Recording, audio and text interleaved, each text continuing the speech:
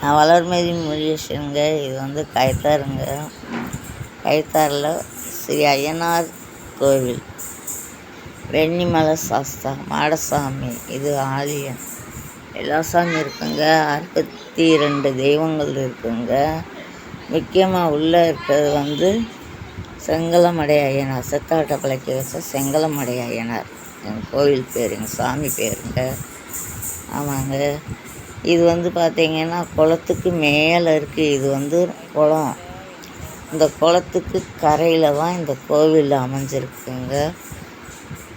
கயத்தார் ஐயனார் திருக்கோவில். நன்றி, வணக்கம். நான் வளர்மதி முருகேசன்.